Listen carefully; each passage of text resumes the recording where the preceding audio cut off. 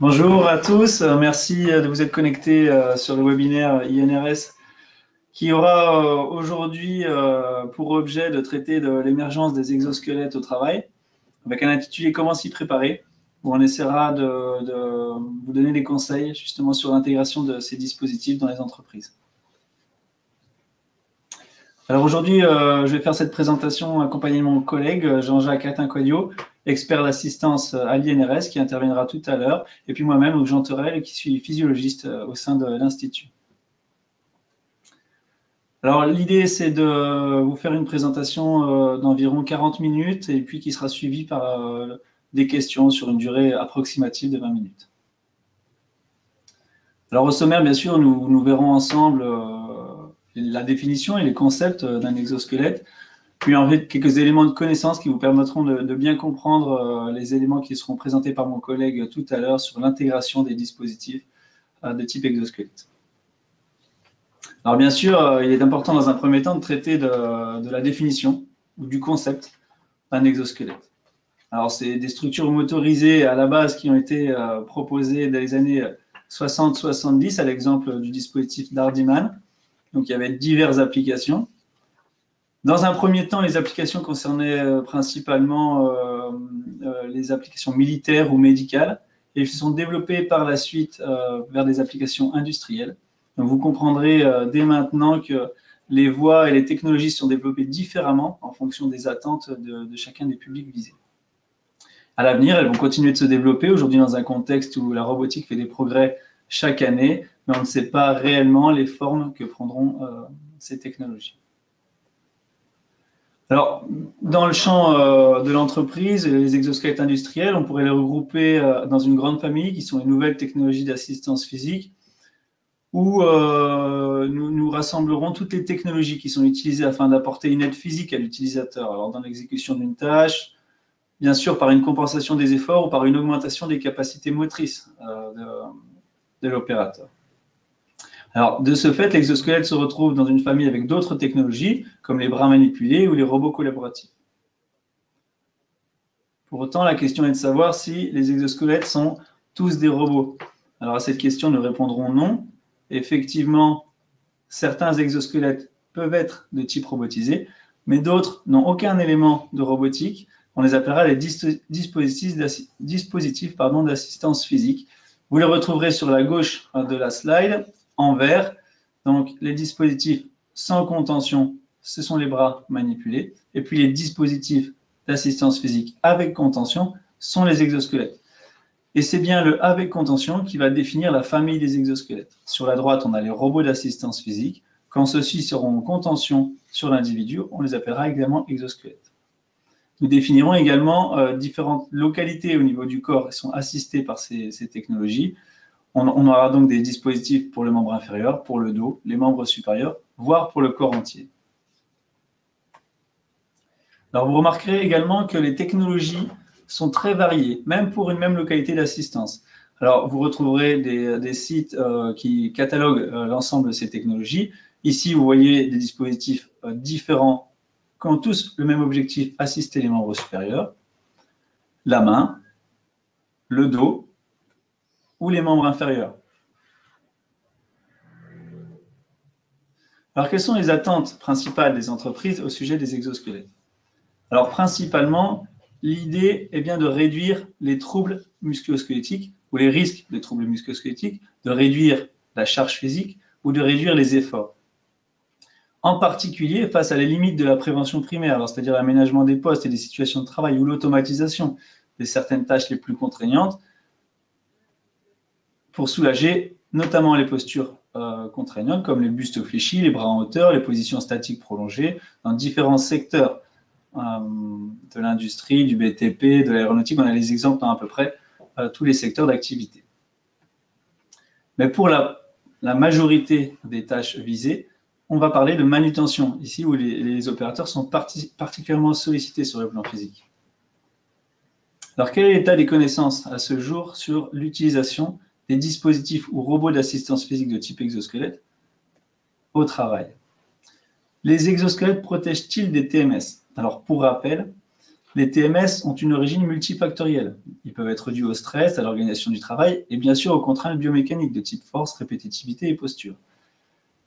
Si on peut imaginer que les exosquelettes soulagent en partie les opérateurs dans des contraintes de force, à l'inverse, on ne peut pas imaginer que ceux-ci vont changer la répétitivité des mouvements, encore moins l'organisation du travail et encore moins résoudre les problématiques de stress.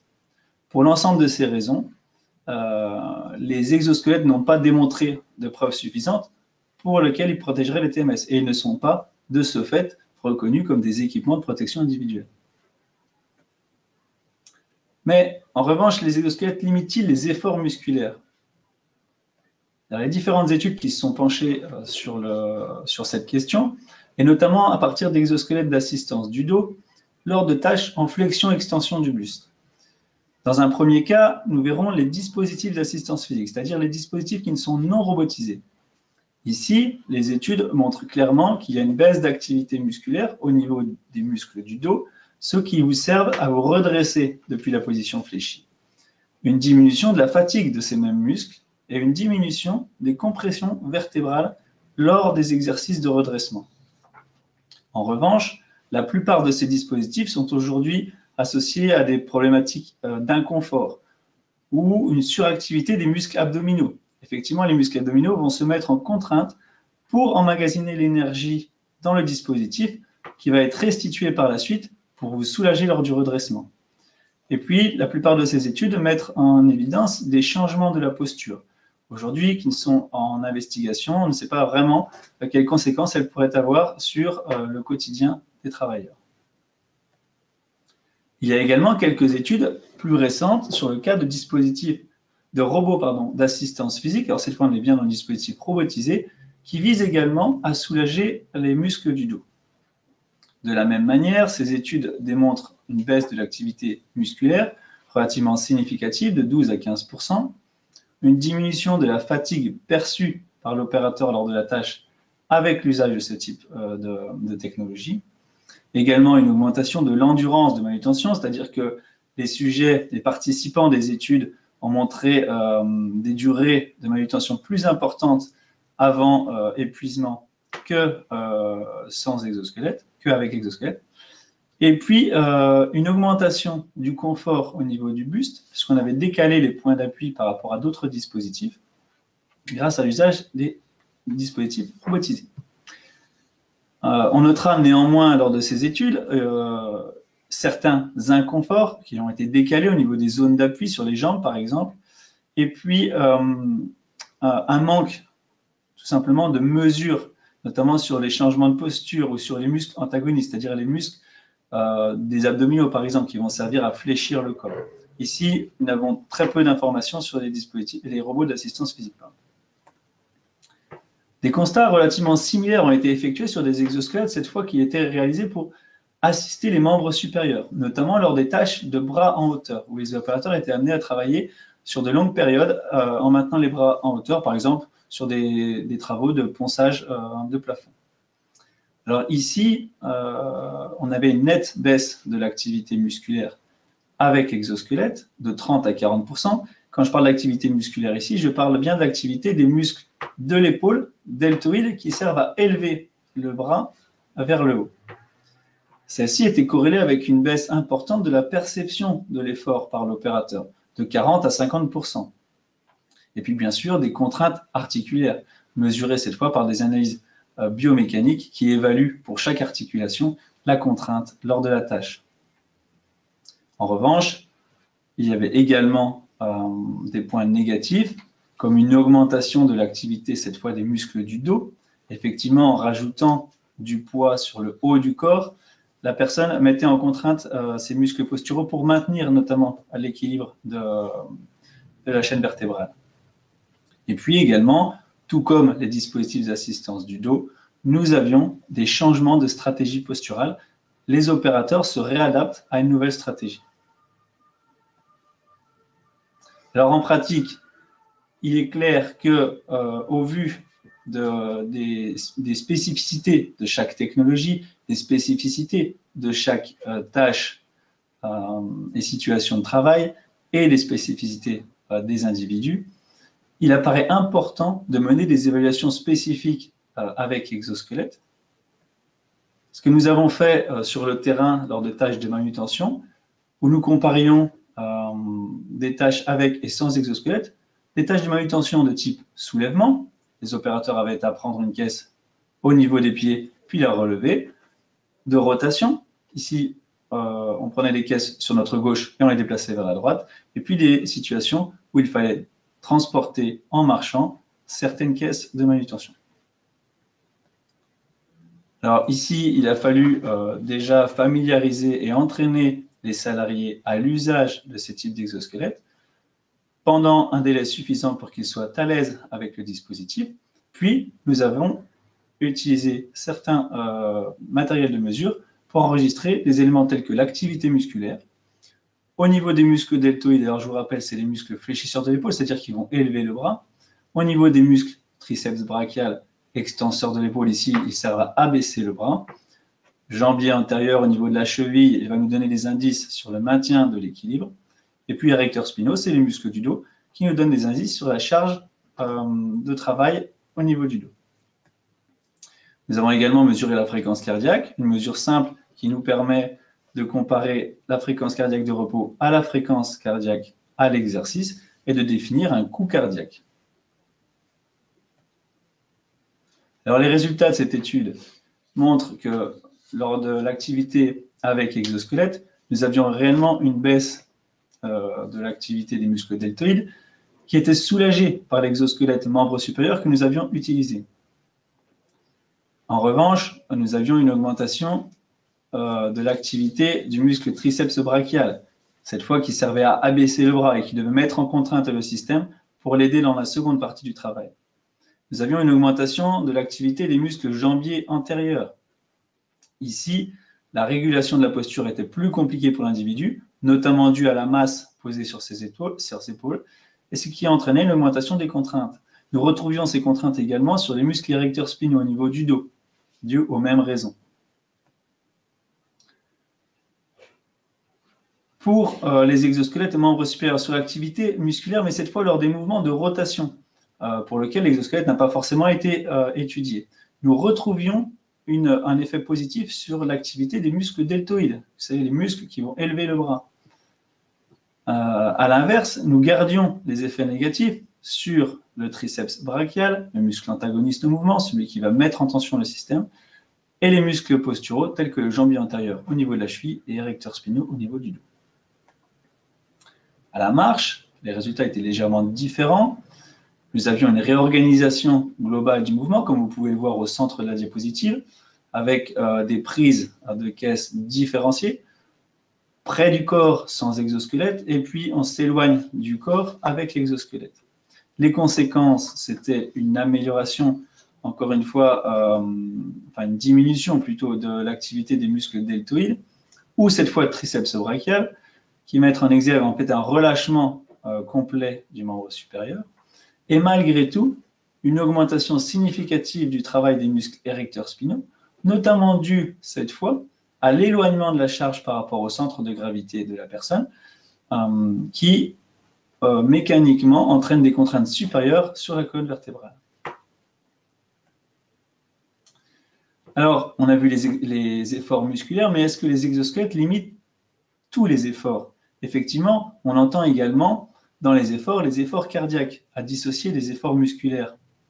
Alors, lors de ces tâches de soulèvement, de cette même étude, nous avions mesuré le coût cardiaque avec exosquelette et sans exosquelette, lors des deux tâches de soulèvement et de rotation. La différence entre ces deux tâches était notamment le fait que lors de la tâche de soulèvement, le temps était imposé.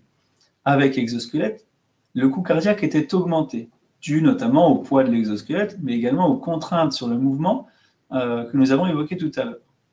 En rotation, le temps n'était pas imposé. Les opérateurs avaient tout choix, toute liberté de travailler à leur rythme. Avec l'exosquelette, le coût cardiaque n'était finalement pas augmenté. Ils avaient su préserver leur intensité de travail. En revanche, pour préserver leur intensité de travail, ils avaient augmenté le temps de production. Et donc, on imagine déjà des problèmes sur la productivité à l'usage, au moins temporaire, de ces dispositifs. Alors, bien évidemment, au-delà des questions traitées à ce jour, il reste beaucoup de questions.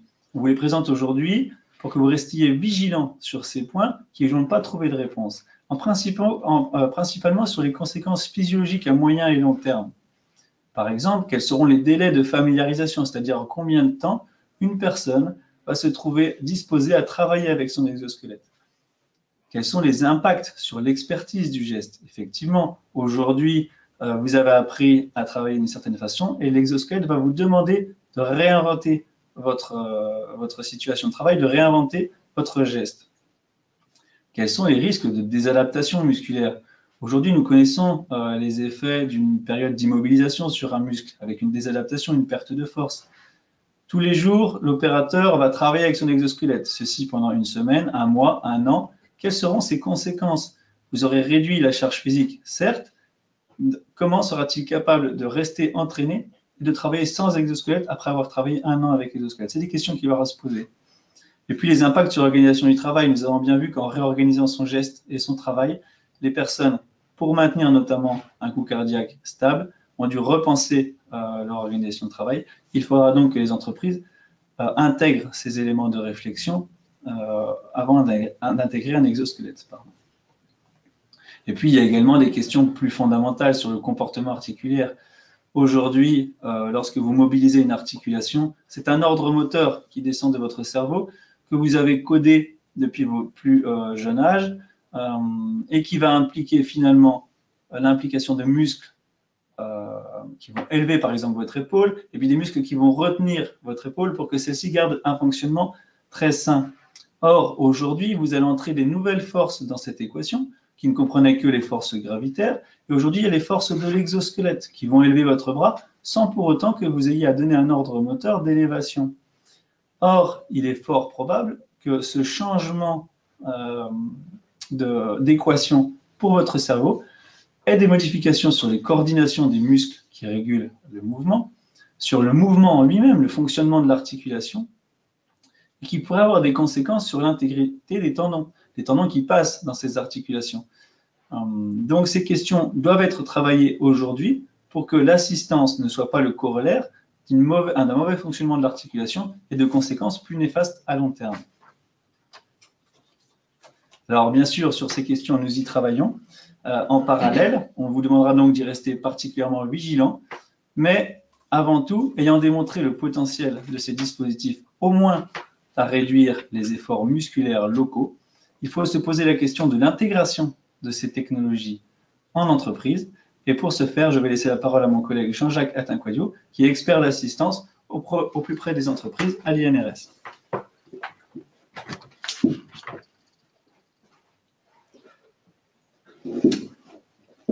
Voilà, bonjour à tous. Donc, je vais poursuivre la présentation sur les exosquelettes et aborder cette question importante, comment intégrer un exosquelette. Alors, vous verrez que la présentation que je vais faire, elle va faire régulièrement des liens avec les éléments de connaissance issus de la recherche en laboratoire ou de la recherche sur le terrain que vous a présenté Jean. La première question qu'on doit mettre en avant, s'il y a un intérêt ou une volonté d'intégrer un exosquelette, c'est quels doivent être les objectifs d'une démarche d'intégration. On a bien, comme vous le voyez sur l'idée reçue numéro 8 en ligne, l'exemple d'une situation où un opérateur utilise un exosquelette dans un véhicule et celui-ci se détend. Peut-être qu'on aurait dû se poser la question auparavant de la maintenance de ce matériel, de sa fiabilité technique pour éviter ce type de problème. En résumé, cela veut dire que derrière la question de démarche d'intégration, on doit bien, et vous devez bien questionner les bénéfices ou les risques, sachant que les bénéfices doivent l'emporter de manière importante sur d'éventuels risques qui pourraient survenir lors de l'intégration d'un exosquelette. Donc, comme nous sommes dans le champ de la prévention des risques professionnels, il y a des questions à se poser en amont. La première question, c'est avant d'intégrer ou de vouloir tester un exosquelette, et est-ce que les problèmes identifiés peuvent être éliminés à la source?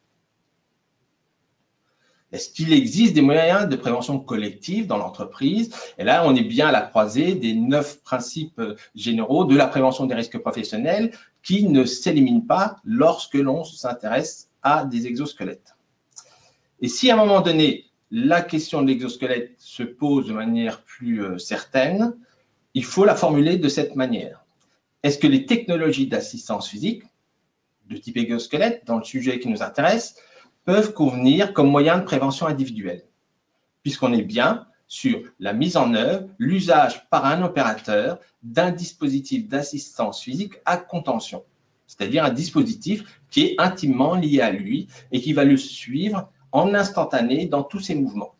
Bien entendu, on peut se poser la question pour un opérateur et elle peut se poser aussi pour un collectif. Mais la question de base, c'est cette interaction entre un opérateur et l'exosquelette. Un des premiers éléments qu'on a ressorti à la fois des travaux de recherche et des retours d'expérience qu'on a pu avoir sur le terrain, parce que depuis plusieurs années, nous avons eu l'opportunité de suivre des entreprises de toute taille, s'intéresser aux exosquelettes avec des intégrations réussies, des intégrations avortées. La première chose indispensable, c'est de caractériser le besoin d'assistance physique. Effectivement, les exosquelettes doivent pouvoir répondre à un besoin d'assistance physique. Et si ce besoin d'assistance physique n'est pas caractérisé de manière précise, le recours à un exosquelette ne peut avoir sans doute aucun intérêt. Et vous le voyez bien aussi sur l'idée reçue numéro 7 que vous avez à l'écran sur la slide, un opérateur qui a à faire un travail plutôt de précision, de peindre des petits objets, on lui a proposé un exosquelette membre supérieur et on voit bien le retour qu'il en fait, c'est que depuis son activité, c'est un véritable carnage. Donc, la question de la qualité de mon travail, la qualité du maintien de mon expertise si on me propose ce type de dispositif. Bien entendu, et je ne m'étendrai pas sur le sujet, l'analyse de l'activité de l'opérateur est quand même au centre de cette caractérisation du besoin d'assistance physique, avec l'objet précis de extraire les tâches spécifiques qui nécessiteraient un besoin d'assistance physique et y poser la question aussi, quels sont les risques qui y sont associés, quels sont les risques présents et quels risques pourraient apporter en supplément l'intégration d'un exosquelette. Et vous aurez bien compris qu'à travers mon propos, on est bien sur l'interaction intime entre un dispositif d'assistance physique et un opérateur. Donc, cela veut dire, et ça c'est bien à mettre en rouge, à surligner, il faut impliquer l'utilisateur final dès le début. Alors, on a aussi des retours d'expérience à ce sujet. Nous avons pu participer à des salons, à des conférences, à des présentations dans des showrooms de dispositifs d'assistance physique. Nous avons vu des entreprises arriver avec les représentants du personnel, des responsables des méthodes, des services de santé, tester des dispositifs, sembler convaincus par ce qu'ils ressentaient et dire bah, tiens, ce serait bien pour assister nos opérateurs. La question, elle est est-ce que lorsque l'on teste soi-même un exosquelette, on peut directement faire le lien et projeter cette efficacité ou ce potentiel d'assistance pour un opérateur dans une tâche spécifique avec toute une expertise associée à son travail. Donc, caractériser le besoin d'assistance physique, impliquer l'utilisateur final, mais aussi utiliser un exosquelette ou s'intéresser à un exosquelette, ça oblige à comprendre comment fonctionnent ces technologies. Et ce que l'on peut dire aujourd'hui, c'est que l'exosquelette, c'est une réponse et des limites spécifiques. Une réponse qui peut effectivement avoir un potentiel, mais des limites spécifiques aussi qui peuvent venir contrarier ou faire s'écrouler ce potentiel qui, au départ, pouvait être très intéressant. Donc, un besoin d'assistance physique, il peut être identifié ou caractérisé pour le dos, le membre supérieur, les membres inférieurs ou une combinaison dos et membre supérieur. Et aujourd'hui, on peut avoir pour un même besoin d'assistance physique, prenons le membre supérieur, différents modèles. Donc, cela illustre le fait que vous devez vous intéresser à comprendre quelle est la technologie, quelle est la conception de ce dispositif, comment est mise en œuvre l'assistance, comment sont conçues les contentions, parce que un besoin d'assistance physique, c'est à décrire dans un cahier des charges qui doit correspondre à une activité précise. Il y a 4 ou 5 ans, on n'aurait pas pu vous présenter cette slide-là parce que l'offre d'exosquelettes était moins réduite. Mais il y a une dynamique d'innovation qui fait que pour un même modèle, vous aurez le choix, et de plus en plus le choix, sur des technologies très diversifiées. Alors, je vais illustrer cette approche et ce questionnement des bénéfices et risques à travers une illustration. Donc, vous avez vu apparaître à l'écran un opérateur équipé d'un exosquelette. Cet opérateur a pour mission de meuler des coques de bateau. Donc, il utilise une meuleuse. Et pour l'assister physiquement, cette meuleuse est associée ou attachée sur un bras 0G.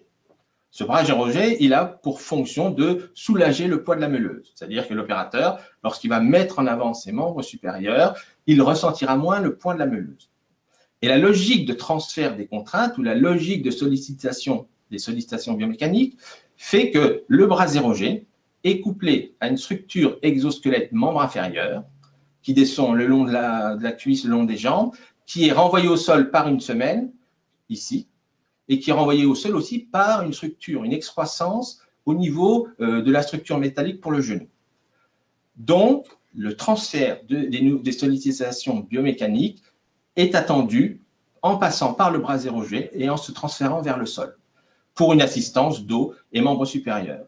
Donc, vous comprendrez bien que le sujet qu'on va aborder ensuite, qui est comment évaluer l'efficacité de l'exosquelette, il va falloir se poser la question, mais où passent toutes ces contraintes? Qu'est-ce qu'en fait la structure et quel est le bénéfice pour l'opérateur? Bon, l'exosquelette, une réponse, des limites spécifiques que vous devez questionner et documenter. Donc, au cœur de la mise en œuvre ou de la volonté d'utiliser un exosquelette, il y a bien l'évaluation de l'interaction entre un homme avec un grand H qui comprend tous les genres, l'exosquelette et une situation de travail. Et il s'agit bien d'identifier les apports et les limites. Alors là, je ferai un parallèle avec ce qu'a présenté Jean. Vous avez vu des résultats de travaux en laboratoire, des résultats d'assistance menés par l'INRS sur le terrain, avec la mobilisation de l'électromyographie, la mobilisation de la fréquence cardiaque, des supports de ressenti. Eh bien, identifier les apports et les limites, c'est identifier quels sont les critères d'évaluation qu'il faut mobiliser et quels sont les supports de mesure, que ce soit des mesures objectives ou subjectives à mobiliser. Et tout ça, ça doit s'inscrire, comme vous le voyez en bas du slide, dans une démarche méthodologique, avec un questionnement précis, et on pourra mobiliser des outils de mesure. L'enjeu, c'est si le potentiel a été caractérisé par un besoin d'assistance physique, si collectivement l'entreprise a compris et s'est représenté ce qu'était un exosquelette, et c'est aussi représenter l'apport que pouvait avoir l'exosquelette sur le terrain. L'objet, c'est bien de créer des conditions d'intégration réussie. Donc, de mettre en place tous les éléments qui vont pouvoir permettre, au fil des différentes étapes de test, d'arbitrer et de dire on poursuit parce que l'appropriation avance, l'apprentissage avance, ou à un moment donné dire stop parce que l'exosquelette ne répond pas aux intentions qu'on avait de limiter les efforts physiques. Et donc, bien entendu, après, ce à quoi vous pensez tout naturellement aussi, on va mettre en place des mesures et c'est un protocole précis à mettre en place en fonction d'objectifs et de critères d'évaluation précis. Donc, ce sont des points de repère, une démarche méthodologique. Et peut-être ce qui ne vous semble pas si nouveau, mais qui pour nous est très nouveau, c'est qu'on évalue bien l'interaction d'un homme, d'un exosquelette d'une situation, c'est-à-dire avec des contentions. Ce type de dispositif d'assistance physique n'était pas présent en entreprise auparavant. On pouvait le trouver dans le milieu militaire ou dans le milieu de la rééducation-réadaptation, mais depuis 4 à 5 ans, c'est vraiment une nouveauté dans le monde de l'entreprise. Alors, pour illustrer, comment dire, ces éléments méthodologiques ou cette démarche à suivre, ce questionnement à suivre, je vais illustrer ça à partir des nouveaux risques que pourrait générer l'introduction d'un exosquelette. J'en illustrerai quelques-uns, mais vous voyez bien que ces risques recouvrent à la fois l'augmentation du stress, le risque de collision avec les collègues autour, la possibilité de déséquilibre ou de mouvement incontrôlé, le transfert des nouvelles contraintes. Ça, ce serait bien très embêtant quand, voulant régler une problématique d'épaule, on transfère au niveau du coude ou du poignet. L'augmentation des sollicitations cardiaques, que Jean a illustré sur la régulation des personnes dans une activité libre pour ne pas augmenter la fréquence cardiaque, et les contentions, irritation de la peau ou inconfort. Alors, premier élément que je vais évoquer, c'est familiarisation et apprentissage. les problématiques en nouveaux risques que ça pose et quelles réponses méthodologiques on peut proposer.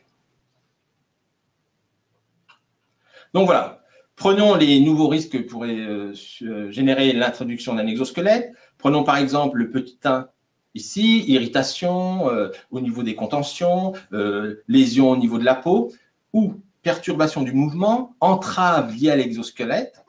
Quelles sont les réponses dans le souci d'intégration d'un exosquelette ou de l'évaluation de l'intégration d'un exosquelette que l'on peut mettre en avant?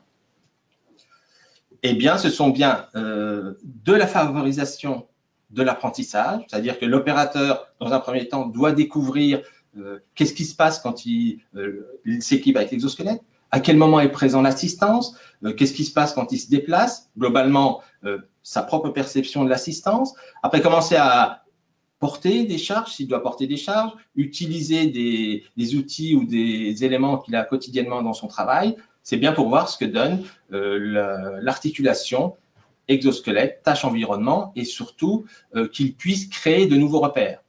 Comme Jean vous l'a dit, au niveau du fonctionnement de notre mouvement, des choses qu'on a construites au cours du temps, depuis qu'on est tout petit, qu'on a construit au cours du temps à travers notre expertise dans l'entreprise, et l'exosquelette vient questionner, si je peux employer ce terme-là, toutes ces choses qu'on a construites dans le temps et imprimées. Donc, ça doit permettre à l'opérateur d'avoir le temps de construire de nouveaux repères. Et c'est un terme qu'on a identifié qui nous semble vraiment correspondre à ce qu'est l'exosquelette, c'est que cette séquence-là, qui est incontournable, doit permettre à l'opérateur ou aux opérateurs qui se familiarisent ou mènent un apprentissage avec l'exosquelette d'inventer l'usage de l'exosquelette.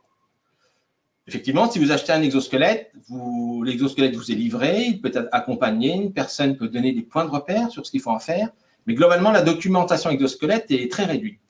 C'est un mode d'emploi pour le monter si vous le faites livrer à domicile, et puis des points de repère pour faire les réglages morphologiques. Voilà. Une fois que l'exosquelette est ajusté, vous avez les premiers repères. Par contre, l'usage, il n'est pas intégré au mode d'emploi, puisque l'usage, il ne peut être que spécifique à l'activité et aux tâches qu'auront à faire les opérateurs. Donc, cette partie-là, c'est une partie qui appartient à l'entreprise et qui doit créer les conditions pour que l'opérateur suive ces séquences-là. Donc, favoriser l'apprentissage permet de créer de nouveaux repères et puis inventer l'usage.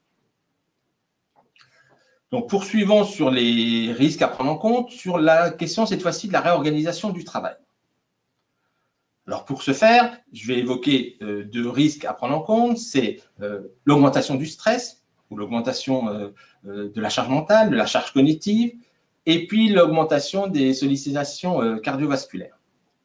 Alors, l'augmentation du stress, elle peut être liée, par exemple, à la mise en œuvre d'un exosquelette que l'opérateur aura pu découvrir hors situation de travail, pour lequel il aura pu construire un certain nombre de repères. Et puis, à un moment donné, cet opérateur va passer à la mise en œuvre en situation réelle. Si la phase d'apprentissage n'a pas été suffisante, si les repères n'ont pas pu être construits pour voir qu'est-ce qu'il faudrait modifier en situation de travail, peut-être au niveau du contenu, peut-être au niveau de l'organisation avec les collègues, si les éléments n'ont pas été mis en place, l'opérateur peut se retrouver à un moment donné, peut-être en difficulté, à avoir à maintenir une expertise, un rythme de travail, sans avoir éprouvé comment il pouvait s'y confronter en utilisant l'exosquelette. Et puis, sur l'augmentation des sollicitations cardiovasculaires, hein, là aussi, Jean l'a illustré sur si on laisse une activité libre aux opérateurs, ils vont réguler pour ne pas être dans le rouge au niveau de la fréquence cardiaque, on va dire ça comme ça, mais ils mettront sans doute plus de temps. Donc, l'entreprise doit tenir compte de cette réorganisation pour, à un moment donné, arriver en situation réelle à mener un processus qui permet à l'opérateur d'intégrer son utilisation et l'usage de l'exosquelette. Par contre, ce que je peux dire et qui me semble très intéressant, c'est que l'exosquelette, qui est un dispositif d'assistance physique, une technologie d'assistance physique, a une vertu peut-être auquel on ne pensait pas, c'est qu'elle amène l'entreprise à s'interroger peut-être sur le contenu du travail, sur son organisation du travail, parce que en observant l'usage d'un exosquelette avec un opérateur, on ne peut pas faire abstraction de l'homme avec un grand H qui le met en mouvement. Donc, c'est bien cette combinaison-là qu'il faut mettre en avant et qui peut amener à s'interroger sur le contenu du travail. Alors, J'ai évoqué familiarisation, apprentissage, réorganisation du travail, mais aussi réorganisation de l'environnement. Alors ça, j'illustrerai ça de la manière suivante, avec le risque de collision. Si dans une équipe de 10 personnes, prenons cet exemple, un opérateur met en œuvre un exosquelette et qu'un collègue passe à proximité et qu'il le heurte avec cet exosquelette, le résultat ne sera pas le même que s'il n'avait pas d'exosquelette. Le coup sera sans doute plus rude et la lésion sans doute différente et plus importante. Donc, ça veut dire aussi que même si l'exosquelette, c'est l'interaction entre un homme et un dispositif d'assistance physique, cet homme et ce dispositif d'assistance physique sont dans un environnement de travail, avec des collègues de travail autour, dans une configuration de poste. Donc, c'est-à-dire que pour éprouver ça, l'entreprise doit pouvoir, lorsque son effectif est suffisant, reproduire la situation dans laquelle les opérateurs devront utiliser l'exosquelette, reconfigurer, tester, transformer. Donc, ces questions-là sont aussi un moteur pour transformer le travail et intégrer la problématique exosquelette si à un moment donné, il s'avère qu'elle a un potentiel qui a été identifié par l'entreprise. Donc, pour faire un premier point de synthèse sur ce que je viens de vous présenter, à partir du moment donné où il y a un potentiel de mise en œuvre d'un exosquelette qui correspond à un besoin d'assistance physique, l'enjeu de l'évaluation de l'interaction homme-exosquelette et d'un souci d'intégration, c'est optimiser éventuellement l'apport de cet exosquelette en ciblant de manière précise à quel moment il est efficace, donc quelles sont les zones d'efficacité, à quel moment il n'est pas efficace. Parce qu'un opérateur qui est équipé d'un exosquelette peut avoir besoin de l'exosquelette sur certaines tâches et dans d'autres parties de son activité, l'exosquelette n'a pas forcément d'utilité. Donc, c'est bien cet équilibre. Est-ce qu'il est efficace quand il en a besoin? Est-ce qu'il n'est pas une entrave en dehors de ces séquences où il n'en a pas besoin? Et surtout, l'objet de l'évaluation, c'est de mettre en avant et d'évaluer s'il n'y a pas de nouvelles contraintes biomécaniques. Parce que vous avez bien vu que l'objet d'un exosquelette, c'est de prendre en compte les sollicitations, de les transférer. Elles peuvent être transférées vers le sol, par exemple, avec l'exemple que je vous ai montré de la personne équipée d'un bras 0G, un exosquelette membre inférieur pour poncer des bateaux. Donc, si l'exosquelette remplit bien son rôle, ça va, mais qu'il ne les porte pas à un autre endroit. Et bien entendu, les nouvelles sollicitations cardiovasculaires par un contenu du travail, un rythme du travail qui ne serait pas compatible et qui n'aurait pas évolué pour permettre l'intégration d'un exosquelette. Donc, les points à retenir dans le champ de l'intégration d'un exosquelette. Et si on extrait la spécificité de la mise en œuvre d'un exosquelette, il va falloir s'intéresser à l'évaluation de l'interaction entre l'homme, l'exosquelette et la situation.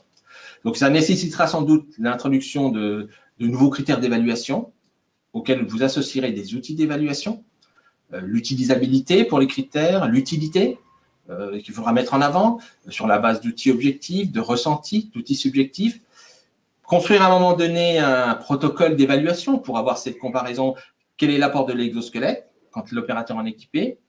Comparer ça à une situation où il n'y a pas d'exosquelette. L'enjeu, c'est bien d'avoir la mise en avant des bénéfices importants et que ça ne génère pas d'autres risques. Et les étapes 3 et 4, sur le zoom que je propose là, apprentissage hors situation réelle et mise en œuvre en situation réelle, ce sont deux séquences qui doivent se succéder lorsque c'est possible et qui font l'objet d'un processus dynamique contribuant à ce que l'opérateur s'approprie l'exosquelette et invente son usage. Et donc, si vous avez passé toutes ces étapes de la caractérisation du besoin, de l'évaluation, de la discussion collective, de la représentation de l'exosquelette, de l'apport que ça pourrait avoir, peut-être que vous aboutirez à l'intégration effective d'un exosquelette adapté.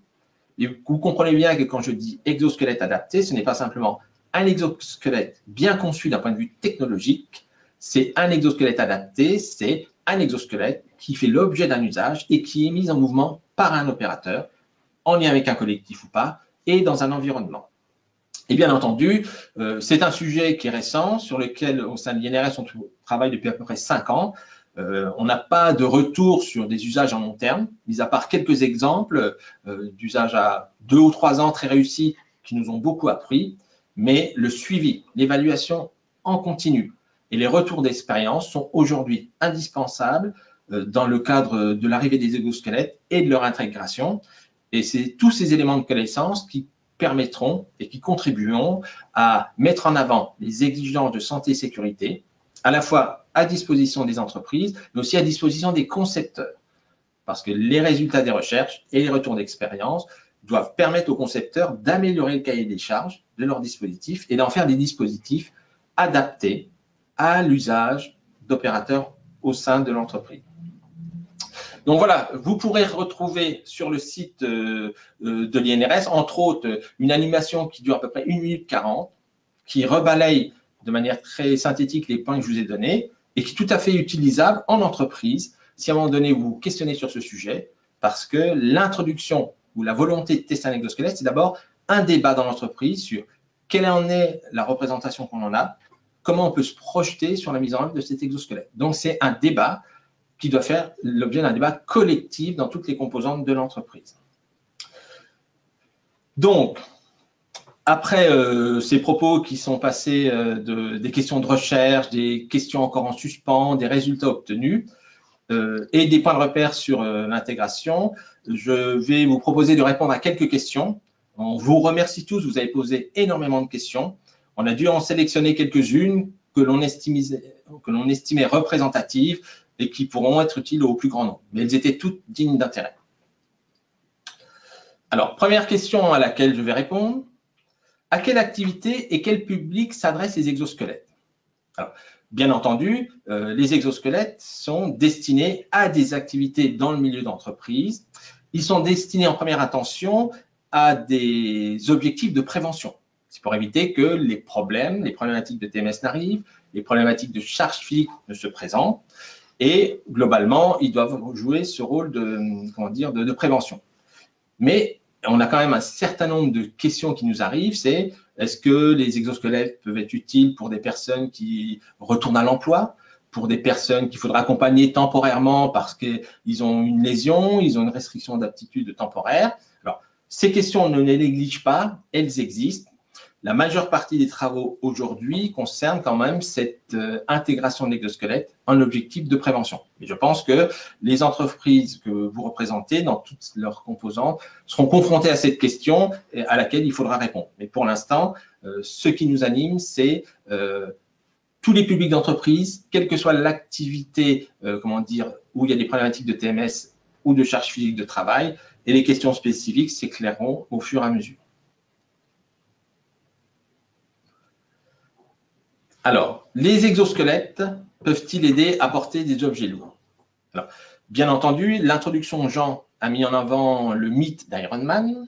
Effectivement, un exosquelette, à partir d'un moment donné, on le revêtit, on peut devenir plus fort, on peut en faire plus, on peut aller plus vite, on peut porter des objets plus lourds.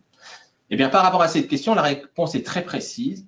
En aucune manière, la mise en œuvre ni l'arrivée des exosquelettes aujourd'hui ne remet en cause les recommandations ou les normes qui sont liées à la manutention, à la manipulation. Ce n'est pas parce que l'entreprise peut doter les opérateurs de ce dispositif qu'on va pouvoir porter plus lourd, etc. Et la raison aussi, elle est aussi sur la mise en œuvre de l'exosquelette. Vous avez bien vu que dans les propos de Jean, il mettait en avant, à un moment donné, des changements dans les stratégies gestuelles, des changements dans la gestion de l'équilibre, etc. Même avec des charges couramment portées par les opérateurs, ça nécessite tout un travail. Et en mettant des charges plus lourdes, eh bien, ça perturberait sans doute l'équilibre général, les points de repère de l'opérateur, et ça pourrait peut-être le déséquilibrer encore plus. Et donc, l'exosquelette, il n'a pas pour objet de porter plus, il n'a pas pour objet de remettre aujourd'hui en cause des recommandations et les normes. Troisième question. Les exosquelettes sont-ils adaptés à un usage ponctuel par plusieurs opérateurs ou faut-il les réserver à un seul opérateur? Alors, derrière cette question, on en a plusieurs. La première question, c'est est-ce que l'exosquelette, on peut l'utiliser 1 heure par jour ou 2 heures par jour? Ou est-ce qu'on doit en être équipé toute la journée? Pour répondre à ça, il faut bien entendu avoir identifié à quel moment il est utile pour produire l'assistance physique, à quel moment l'opérateur en a besoin. Un exosquelette est quelque chose qui doit être adapté à la morphologie de la personne, qui doivent bénéficier d'un usage, enfin, d'un réglage très précis. Est-ce qu'on peut acheter un exosquelette et le proposer à un opérateur qui le passe à un collègue après, à un autre collègue? Vous comprenez bien qu'à partir du moment donné où le réglage est spécifique et très précis à un opérateur, ça peut sembler complexe d'avoir un réglage moyen qui corresponde à tout le monde.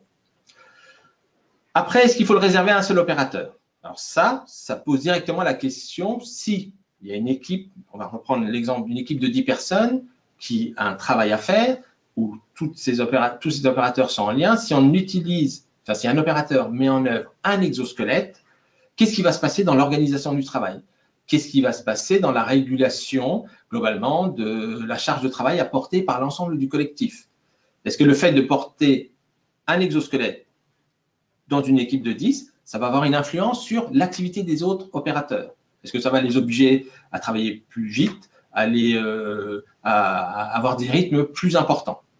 Donc, usage ponctuel par plusieurs opérateurs, il y a les leviers du réglage, du temps de s'équiper, de se déséquiper.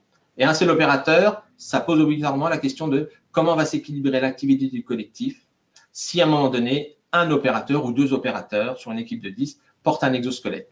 Donc voilà, la réponse que je fais, elle est plutôt en termes de point de vigilance et de questions à se poser et à valider sur le terrain.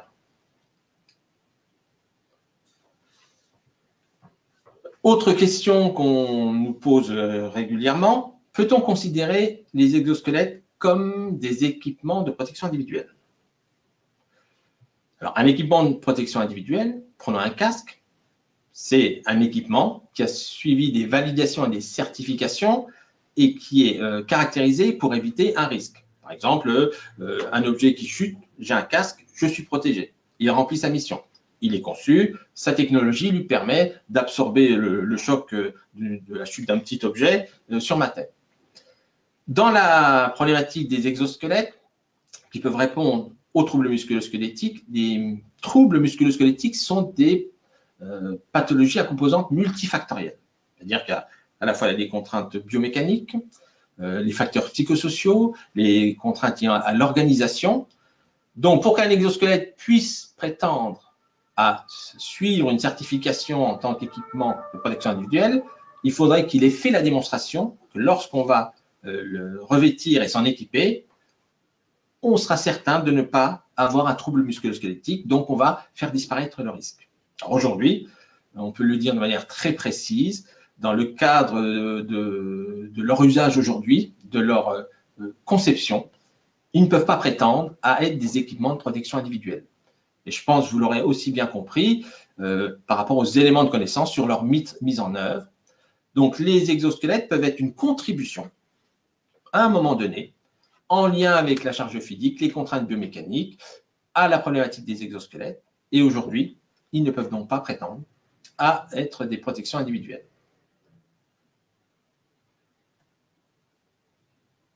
Autre question qu'on a sélectionnée. La réduction de la charge physique suffit-elle à compenser la charge mentale? Alors, on comprend bien le fond de cette question qui est, à partir d'un moment donné, si j'ai moins de charge physique, est-ce que ça va me permettre d'être plus libre au niveau de ma charge mentale, d'avoir moins de charge cognitive? Alors, la réduction de la charge mentale par l'usage, la réduction de la charge physique par l'usage d'un exosquelette, elle peut exister à partir d'un moment donné où il y a un risque caractérisé, une appropriation qui est mise en œuvre. Par contre, il n'y a pas de lien automatique avec une baisse de la charge mentale. Je peux illustrer ça de la manière suivante, c'est que si je mets en œuvre un exosquelette, je dois être concentré sur une tâche, je suis un expert et je fais un travail de qualité. À un moment donné, si les séquences d'apprentissage ou d'appropriation sont encore dans un processus en cours, je vais quand même à un moment donné dédier une partie, on va dire, de cette charge mentale à construire des repères avec la mise en œuvre de l'exosquelette, sur mes repères dans l'espace et mes repères au niveau de l'exosquelette. Voilà. Ça, c'est un exemple pratique qui met en avant qu'à un moment donné, la charge mentale dans le processus d'utilisation d'un exosquelette peut être présente, peut s'équilibrer à un moment donné pour l'opérateur, sachant que son objectif, c'est bien de se concentrer sur son travail et de faire un travail de qualité. Donc, à cette question, il n'y a pas de lien direct, réduction de la charge physique pour compenser la charge mentale. Il peut y avoir une interaction entre ces deux dimensions, mais vous le comprenez bien, qui sont liées à la séquence d'appropriation, d'apprentissage, l'utilisation en situation réelle, et à un moment donné, ce que ça donne en finale. Voilà, je suis arrivé au bout des questions que vous aviez posées. Bon, il y en a sans doute beaucoup d'autres, mais l'objet de ce webinaire, c'est quand même de mettre en débat la question des exosquelettes, leur intégration dans l'entreprise par rapport aux éléments de connaissance et au retour d'expérience qu'on a eu. Donc, pour ceux, je pense que beaucoup seront intéressés et qui souhaitent en savoir plus. Donc, il y a une offre d'information qui a été publiée récemment au niveau de l'INRS, un guide des 10 idées reçues sur les exosquelettes qui reprend certaines idées reçues qu'on vous a présentées, qui sont un très bon support de débat dans l'entreprise, pour discuter avec le chef d'entreprise ou d'autres composants. Et vous voyez bien que ces idées reçues ont des fondements, retour d'expérience, mais aussi des fondements liés à la recherche. Une vidéo animation exosquelette au travail que vous pouvez retrouver sur le lien YouTube de l'INRS, qui synthétise, comme je l'ai dit, en moins de 2 minutes les questions à se poser. C'est une vidéo qui est très pédagogique. Une infographie, vous retrouverez les 6 points de vigilance que j'ai commencé à illustrer très rapidement, avec des compléments d'information. Et bien entendu, un dossier spécifique exosquelette, au niveau du site de l'INRS, où vous retrouverez plus de commentaires sur le sujet. Donc, le lien vers la vidéo, le lien vers le dossier web, et puis ce webinaire sera mis en ligne prochainement sur le site de l'INRS. Vous pourrez le retrouver et vous pourrez compléter et prendre le temps de débattre de ce qui a été proposé. Donc, nous vous remercions pour votre attention. Nous espérons que ce webinaire vous a apporté des éléments de réflexion, des points de repère pour pratiquer et surtout pour vous intéresser aux exosquelettes. Et la question des exosquelettes et leur contribution à la prévention des risques professionnels dans une dynamique de prévention des risques professionnels doit être discutée et c'est un sujet dont il faut s'emparer. Merci à vous.